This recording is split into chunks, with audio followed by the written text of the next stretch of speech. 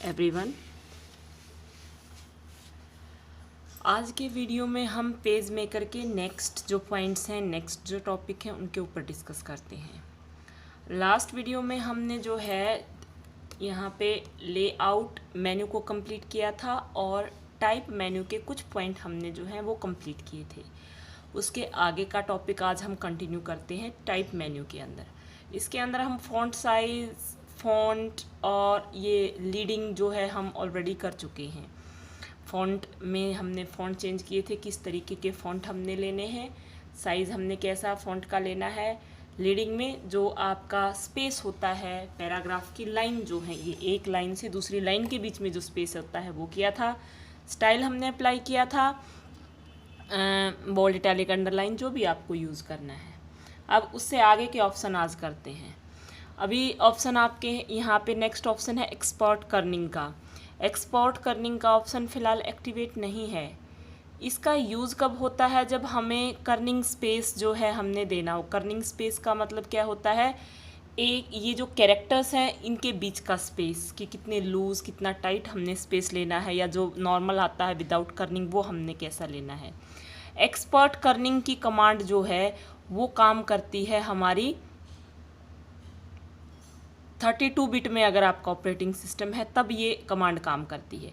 अगर मैं अभी फ़िलहाल इसको यहाँ पे यूज़ करूँगी तो ये कमांड काम नहीं करती है। इसमें कैसा मैसेज आएगा वो भी मैं दिखाऊंगी। उससे पहले हम एक्सपोर्ट ट्रैकिंग का ऑप्शन कर लेते हैं कि हमें जो है सेलेक्ट करना पड़ेगा जिस भी पैराग्राफ, जैसे ये मैंने कुछ पैराग्राफ लिखे हुए हैं, आप इस तरीके से पैराग्राफ टाइप कर सकते हैं और फिर टाइप मेन्यू में जाएंगे और एक्सपोर्ट ट्रैकिंग के अंदर जाएंगे। फ़िलहाल नो ट्रैकिंग, जो नॉर्मल हमारी स्पेस है कैरेक्टर्स के बीच में वो आ रही है। अगर हमें यहाँ से वेरी लूज़, लूज़, नॉर्मल, किस तरीके का हमने स्पेस लेना है, जैसे उसी तरीके का यहाँ पे स्पेस जो है वेरी लूज़ करेंगे, बहुत लूज़ हो जाएगा, यानी स्पेस ज़्यादा हो जाएगा। अगर मैं यहाँ से वेरी टाइट करूँगी तो ये देखेंगे आप बिल्कुल स्पेस कम हो जाता है। तो जिस तरीके से आप ना इसको जितना साइज़ बड़ा रखेंगे फ़ॉन्ट का तो ये चीज़ें आपको क्लियर नज़र आएगी। मैंने फ़ॉन्ट साइज़ ऑलरेडी कर रखा है, तो फ़ॉन्ट की फॉर्मेटिंग आप टाइप में ही आया था, आप वहाँ से कर सकते हैं, नहीं तो आपकी जो कंट्रोल पैलेट है आप वहाँ से भी कर सकते हैं इस तरीके से। तो अब मैं यहाँ से देखूँगी तो आप देखेंगे एक्सपोर्ट कर्निंग ऑन हो गई है। एक्सपोर्ट कर्निंग पे जाते हैं तो यहाँ पे सिर्फ आपको शो कराता है, जैसे एक्सपोर्ट कर्निंग की स्ट्रेंथ फ़िलहाल ये है, लूज़ या टाइट कैसा लेना है। तो आप देखेंगे यहाँ प्रीव्यू जो दिखाएगा ना आपको, उसके अंदर नज़र आएगा कि कितना लूज़ इस तरीके से, कितना टाइट होगा। अगर मैं इसको ओके कर दूँगी तो हमारी प्रोसेस इसके अंदर जो है स्टॉप हो जाएगी, हम पेज मेकर से बाहर आ जाएंगे। तो इसलिए मैं इस ऑप्शन को आपको बिल्कुल लास्ट में करके दिखाती हूँ वीडियो के। तो फ़िलहाल मैं इसको कैंसिल कर देती हूँ। तो ट्रैकिंग लगाने के बाद में जब आप एक्सपोर्ट ट्रैकिंग लगा देंगे तब एक्सपोर्ट कर्निंग आपकी, आप पैराग्राफ को सेलेक्ट भी करना पड़ेगा, तभी आपका जो है ऑप्शन ये काम करेगा। अगर आपको विदाउट कर्निंग का चाहिए, एक्सपोर्ट ट्रैकिंग के अंदर जाएं, आप नो ट्रैक कर दें तो जो नॉर्मल आपकी स्पेसिंग थी कैरेक्टर के बीच में वो आ जाएगी। उसके बाद में नेक्स्ट चलते हैं हॉरिजेंटल स्केल। ये क्या करता है? जूम साइज़ जो होता है आपके फ़ॉन्ट का, जूम को जो है वो लार्ज और स्मॉल करता है। फ़िलहाल देखेंगे आप इसके अंदर नॉर्मल सेलेक्टेड है। अगर आप यहाँ से, जैसे मैं चाहती हूँ कि जो हॉरिजेंटल स्केल है वो 130 हो जाए, तो आप देखेंगे कुछ एक्स्ट्रा से आपके जूम हो गए, स्ट्रेच हो गए हैं आपके फ़ॉन्ट जो हैं, इस तरीके से स्ट्रेच हो जाएंगे ज़्यादा। अगर आप यहाँ से कम करेंगे तो जैसे मैं कर देती हूँ 70%, आप देखेंगे कम स्ट्रेच हो जाएंगे आपके। आप जो इसके अंदर ऑप्शंस दे रखे हैं ना, उसके अलावा आपके पास यहाँ अदर का ऑप्शन भी है, जैसे कितने % आप अपने अकॉर्डिंग यहाँ पे जो इस लिस्ट के अंदर नहीं दे रखा, जैसे मैंने 150% इनको स्ट्रेच करना है तो उसी तरीके से ये आपके स्ट्रेच हो जाएंगे। लेकिन कमांड आपका यूज़ तभी करके दिखा पाएगी जब आप पैराग्राफ को सेलेक्ट करोगे। इस तरीके से आपको सेलेक्ट करके रखना है। अगर आपको जो है नॉर्मल चाहिए है इनकी स्ट्रेचिंग तो आप नॉर्मल कर दें यहाँ से, तो इस तरीके से नॉर्मल हो जाएगी। तो ये कमांड तो होती है हॉरिजेंटल स्केल की। उसके बाद चलते हैं आगे कैरेक्टर्स के ऊपर। कैरेक्टर पे चलेंगे तो सारे ऑप्शंस जो अभी तक आप अलग अलग करके आए हो वो सभी ऑप्शंस भी आपको यहाँ मिलेंगे, और उसके अलावा कुछ एक्स्ट्रा ऑप्शंस भी यहाँ पे होते हैं, आपको वो भी मिलेंगे। सबसे पहला फ़ॉन्ट का ऑप्शन है, किस तरीके के फ़ॉन्ट आपको लेने हैं। ये फ़ॉन्ट है यहाँ पे। फ़ॉन्ट का साइज़ मैंने 30 पॉइंट ले रखा है, जैसे आपको कंट्रोल पैलेट में भी नज़र आएगा, आप यहाँ से कम या ज़्यादा कर सकते हैं। लीडिंग आपको यानी लाइन के बीच में स्पेस मैंने ऑटोमेटिकली दे रखा है, ये भी आप कम ज़्यादा कर सकते हैं यहाँ से। यही ऑप्शन पहले हम करके आए हुए हैं, ये वही ऑप्शन है। अच्छा, यहाँ से ये हॉरिजेंटल स्केलिंग जो अभी मैं करके आई थी, कितने आपको जो है स्ट्रेच करने हैं, नॉर्मल मैंने ले रखे हैं। फ़ॉन्ट का कलर आप लेना चाहो वो ले सकते हो, जैसे मैंने फ़ॉन्ट का कलर यहाँ से ये ले दिया। आप कोई भी कलर जो भी इसमें से फ़ॉन्ट का लेना चाहो वो आप ले सकते हो। ये आपका टिंट है, कितने % लेना। पोजीशन आपको सुपरस्क्रिप्ट, सबस्क्रिप्ट, आप MS ऑफिस में भी ये चीज़ें करके आए हो, बेस लाइन से अबो, बेस लाइन से बिलो, या नॉर्मल आपको लेना है वो। ये केस हैं, आपको अपर केस यानी ऑल कैपिटल चाहिए, ऑल स्मॉल चाहिए, आप कर सकते हो। अभी तो नॉर्मल जैसे आपने लिखे हैं, जहाँ कैपिटल फॉन्ट है वहाँ पे कैपिटल आए होंगे, जहाँ स्मॉल है वहाँ स्मॉल आए होंगे। तो सभी अल्फ़ाबेट आपको कैपिटल में चाहिए, आप ऑल कैप्स कर दें, सभी स्मॉल में चाहिए आप स्मॉल कैप्स कर दें। यहाँ से ट्रैकिंग मैंने ली थी वेरी लूज, और ये मैंने आपको करके दिखाया था, वापस नो ट्रैकिंग का ऑप्शन यहाँ पे है। उसके बाद में नीचे ये आपका लाइन एंड का है कि ब्रेक या नो ब्रेक जो भी हो। ये आपके फ़ॉन्ट स्टाइल हैं, बोल्ड चाहिए आपको या किस तरीके से जो भी लेना है आप यहाँ से लेने के बाद ओके कर दे। उसी तरीके की आपकी आप देखेंगे यहाँ से आपके फ़ॉन्ट की फॉर्मेटिंग अप्लाई हो जाएगी जो आपने कैरेक्टर में से ली है। उसके बाद आते हैं पैराग्राफ के ऊपर। तो उसके लिए भी आपको एक पैराग्राफ को सेलेक्ट करके रखना पड़ेगा जब आप पैराग्राफ का ऑप्शन यूज़ करेंगे। चलते हैं यहाँ से पैराग्राफ। अब देखेंगे कि पैराग्राफ का आपको किस तरीके से एडजस्ट करना है। पैराग्राफ का स्पेस का ऑप्शन आया हुआ है ऊपर लेफ़्ट साइड, जैसे बिल्कुल आपका मार्जिन से स्टार्ट हो रहा है। अगर आपको जो है स्पेस लेफ़्ट से या राइट से जैसा भी आपको देना है, जैसे मैंने 2 इंच मैंने यहाँ से दे दिया लेफ़्ट साइड में, तो 2 इंच स्पेस आगे छोड़ के फिर आपका पैराग्राफ स्टार्ट होगा। अगर आप यहाँ से वापस चलते हैं पैराग्राफ पे, अगर आप यहाँ से 0 कर देंगे, राइट में करना है आपको, फर्स्ट लाइन जो है वो हैंगिंग करनी है जैसे 1 इंच पे, बाकी आपकी लाइनें इक्वल रहे तो फर्स्ट लाइन में स्पेस आएगा, फिर बाकी के अंदर नहीं आएगा। इस तरीके से मैं बाकी जो है इसके अंदर बिफोर आफ्टर पैराग्राफ, इस पैराग्राफ के पहले कितना स्पेस आपको इंक्लूड करना है, आफ्टर कितना करना है, वो सारी चीज़ें आप जो है यहाँ से कर सकते हो। ये पैराग्राफ की अलाइनमेंट है, आपको लेफ़्ट राइट में पैराग्राफ लेफ़्ट डायरेक्शन से स्टार्ट करना है, सेंटर में, राइट में, जस्टिफाई जहाँ भी पुट करना है वो आप कर सकते हैं। जैसे बाय डिफ़ॉल्ट फ़िलहाल लेफ़्ट है तो लेफ़्ट में आएगा। ये ऑप्शंस भी है, ये आप देखेंगे ये ऑप्शंस बिल्कुल वैसे ही हैं जैसे आप MS ऑफिस के अंदर, MS वर्ड के अंदर करके।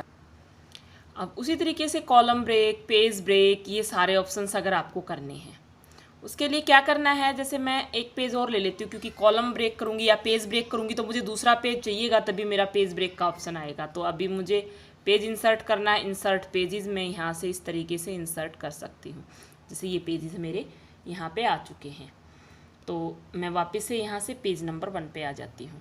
जहाँ से भी आपको करना हो आप उसको सेलेक्ट करके रखें। पेज ब्रेक करना है आपको, जो है पैराग्राफ में कॉलम ब्रेक करना है, जो भी आपको ब्रेक करना है आप यहाँ से लें। पेज ब्रेक बिफोर या जो भी है सेलेक्ट करके ओके कर दें तो आपका पेज ब्रेक जो है वो ऑप्शन काम करेगा। और उसके बाद आपको क्या करना होता है, आप जैसे इसको इस तरीके से साइज़ को छोटा कर सकते हैं और आप इस तरीके से इसको ड्रैग करते हुए दूसरे पेज पे भी लेके जा सकते हैं। इस तरीके से बड़ा या छोटा साइज़ आप कर सकते हैं इसका। आप देखेंगे ये जो लाइन है ये आपको इस तरीके से शो होगी जब तक आपका टेक्स्ट है। जैसे ये डॉटेड लाइन नज़र आ रही है ना, इसका मतलब इसमें अभी और टेक्स्ट है, आप इसको पूरा ड्रैग करके ओपन कर सकते हैं। तो कॉलम ब्रेक करने के लिए जैसे हम उस तरीके से भी कर सकते हो, जैसे मैंने एक तो टेक्स्ट लिखा हुआ, अभी मैंने कोई कॉलम ब्रेक नहीं किया तो आप देखेंगे पूरा एक ही कॉलम है टेक्स्ट का।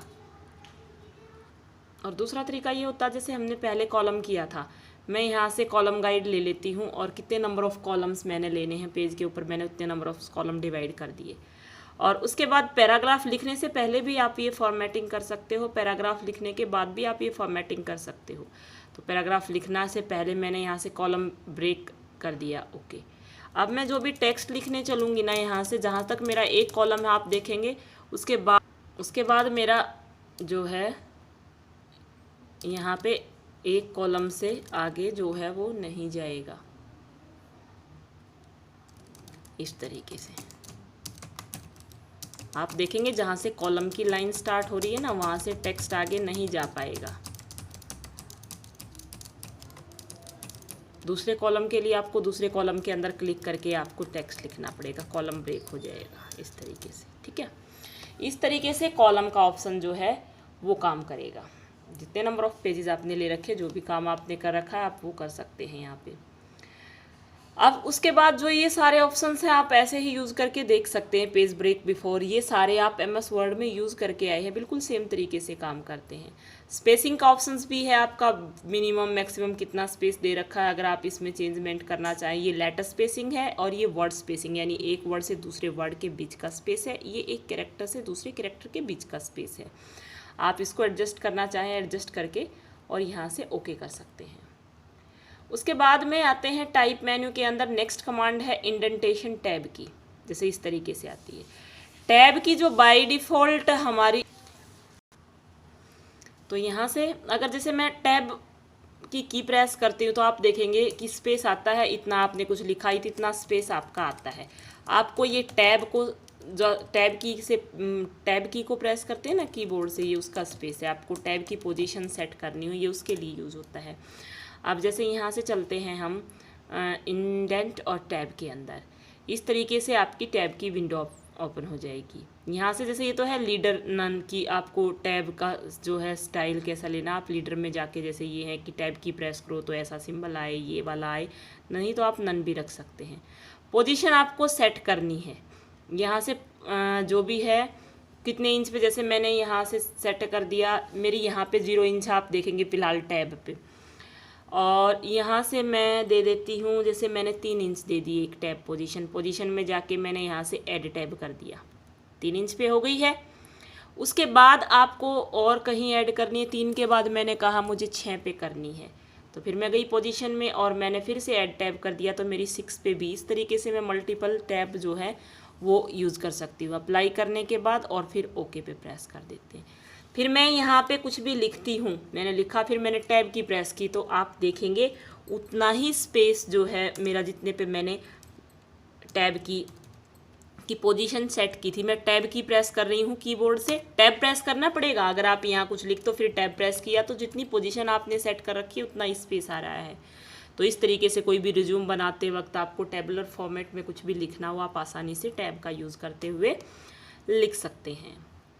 उसके बाद में फिर चलते हैं हाइफनेशन पे, कि जैसे अब आप देखेंगे ऑटोमेटिकली हाइफनेशन ऑन है। जहाँ जहाँ पे मेरा डॉक्यूमेंट में टेक्स्ट लार्ज आ रहा है, जैसे ये डॉक्यूमेंट है, यहाँ हाइफनेशन का सिंबल आया हुआ है, आधा टेक्स्ट आपका इधर है, क्योंकि ऑटोमेटिकली हाइफनेशन ऑन है।